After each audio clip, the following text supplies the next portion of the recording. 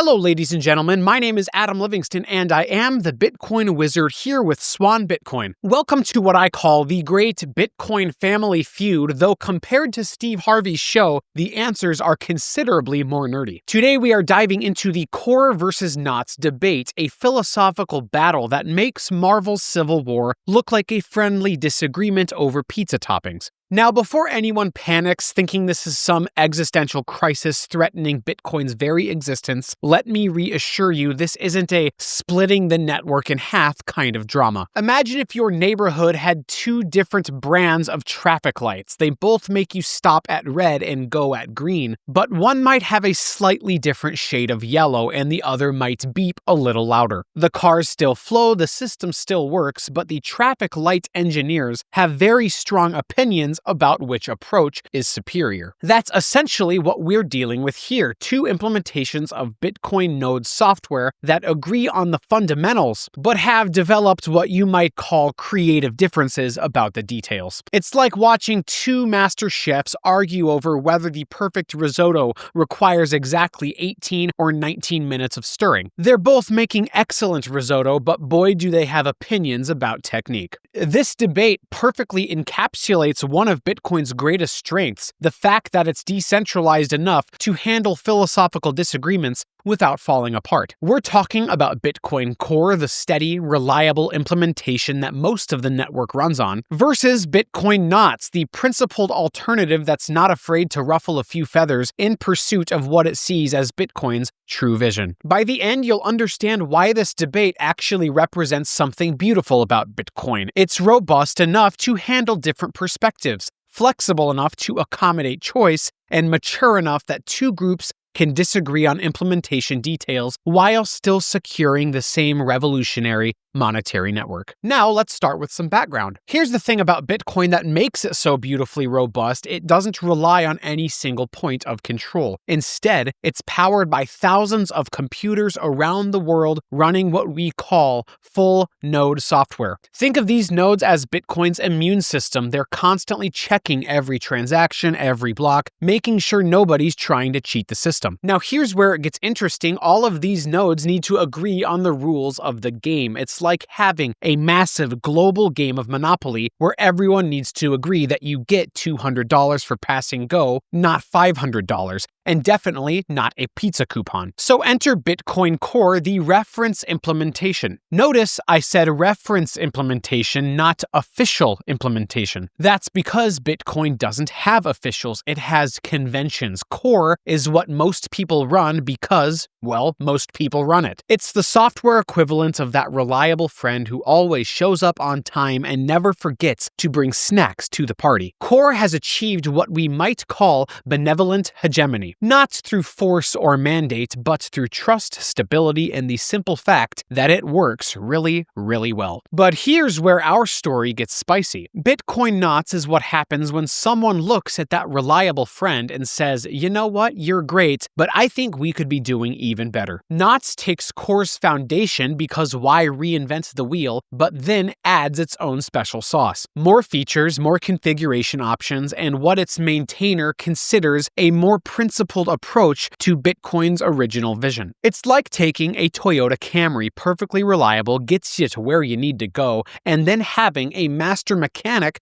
say, but what if we tune this engine differently, added some custom features, and really optimized it for people who care about the details? And this is where it gets philosophically interesting, because both of these approaches do have merit. Do you prioritize broad consensus and stability, or do you prioritize principled adherence to what you believe Bitcoin should be? Before we dive into that debate, let's first understand what each of these implementations actually brings to the table. So let's talk about Bitcoin Core, the digital equivalent of the one friend who always brings the jumper cables, never causes drama, and somehow manages to keep your entire friend group from falling apart. Bitcoin Core is what we call aggressively boring. And in the world of money, boring is beautiful. This is software that has been battle tested by millions of users, thousands of developers, and every possible attack vector you can imagine, plus several you probably can't. We say it's the most widely used and trusted implementation. We're talking about a level of adoption that would make social media platforms weep with envy. We're talking about software that secures hundreds of billions of dollars and does it so reliably that most people running it never think about it twice. But here's what makes Core special. It's not popular because it's flashy. It's popular because it embodies what you might call monetary conservatism. Not political conservatism, monetary conservatism. The kind that says, you know what, when we're dealing with people's life savings, maybe we shouldn't ship code on Fridays. Core prioritizes stability and security above everything else. It's the software equivalent of a Swiss bank vault. It doesn't need to be exciting, it needs to work perfectly every single time for everyone. When Core developers are deciding whether to implement a new feature, they don't ask, can we do this? They ask, what could possibly go wrong if we do this? Think of it like this. If Bitcoin were a bridge, Core developers would be the engineers who spend 6 months testing every bolt because they know that millions of people are going to cross that bridge every day. They're not trying to win architecture awards, they're trying to make sure the bridge doesn't collapse. And that brings us to their approach to consensus. Core doesn't just aim for majority disagreement, they aim for what's called rough consensus, which is basically saying we won't move forward until we're pretty sure we haven't missed something important. It's slower, it's more cautious, and it's also why Bitcoin has maintained its integrity through over a decade of incredible growth. This conservative approach has made Core the de facto standard, the reference implementation that everyone else measures against. But as you might imagine, not everyone agrees that slow and steady is always the right approach. Enter Bitcoin Knots, and if Bitcoin Core is your reliable friend with jumper cables, then Bitcoin Knots is your brilliant, slightly obsessive friend who has very strong opinions about the right way to do absolutely everything. Now, before anybody gets the wrong idea, Luke Dasher isn't some rogue developer trying to hijack Bitcoin from his basement. This is one of the longest-standing contributors to Bitcoin, someone who's been in the trenches since the early days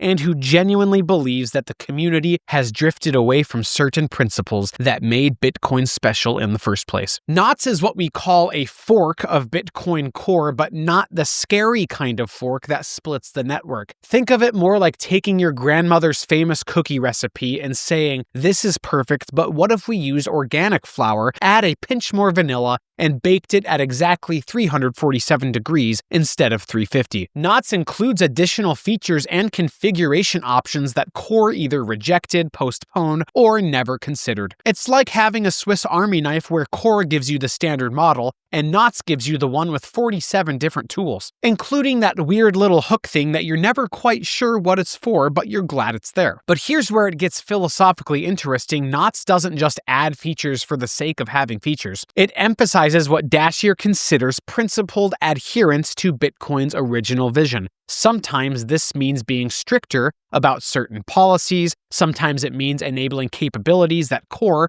considers too risky or controversial. It's like having two constitutional scholars looking at the same document. One says, we should interpret this cautiously, considering how it affects everyone today. The other says we should implement this exactly as the founders intended, even if it's uncomfortable or unpopular. And this is where things get spicy. Knots sometimes diverges from Core on default settings and consensus philosophy. Not in ways that break Bitcoin, they're both still playing by the same fundamental rules, but in ways that reflect different priorities about what Bitcoin should emphasize. So now we have this fascinating dynamic, Core with its broad adoption and cautious consensus building, and Knots with its smaller but passionate user base who appreciate having an alternative that isn't afraid to take principled stands even when they're unpopular. Now, before we get too deep into the philosophical weeds and start picking sides like we're at a Bitcoin Civil War reenactment, let's take a step back and appreciate something beautiful. Despite all of their differences, Core and Knots agree on the stuff that actually matters. First and most importantly, both implementations follow Bitcoin's consensus rules. This isn't like having two different currencies, it's like having two different wallets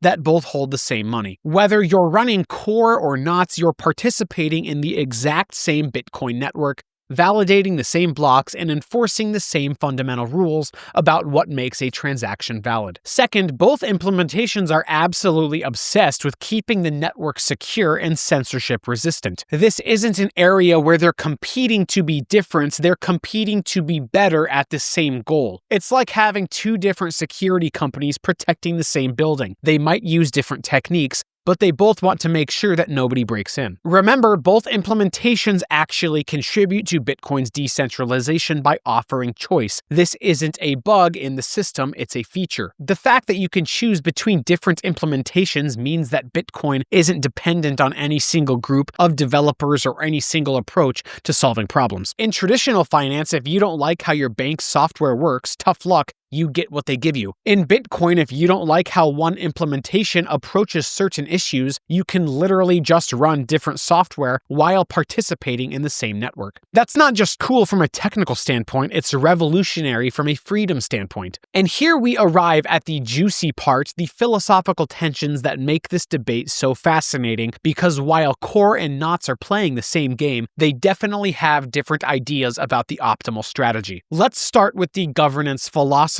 which sounds boring, but it is actually where all the drama lives. Core emphasizes what we might call cautious consensus. They want to make sure everyone's comfortable before making changes. It's like planning a group vacation where you spend 3 months debating destinations because nobody wants to pick somewhere that half the group will hate. Knots, on the other hand, emphasizes principled enforcement. They're more willing to implement what they believe is right, even if it's not popular. It's like that friend who books the hiking trip because they know everyone will love it once they're there, even though half of the group is currently complaining about waking up early. Then we get to the policy defaults, which is where the rubber meets the road. Knots often includes stricter filters and transaction policies than Core. Think of it this way, if Bitcoin transactions were entering a nightclub, Core might be the bouncer who checks everyone's ID. Knots might be the bouncer who also has opinions about your outfit and whether you're going to be a good fit for the vibe that they're trying to create. Knots might reject certain types of transactions that Core would accept, not because they're invalid according to Bitcoin's rules, but because Knots considers them spam or contrary to Bitcoin's intended purpose. It's the difference between technically legal and in the spirit of the law. And this brings us to the community trust dynamic, which is probably the most interesting tension of all. Core has broader adoption, partly because it's broader. It's the path of least resistance, the choice that won't get you weird looks at Bitcoin meetups. Knots appeals to a smaller but passionate minority who specifically want an alternative that isn't afraid to be different. This creates a fascinating dynamic where Core's strength, broad consensus, can also be seen as a weakness by Knots supporters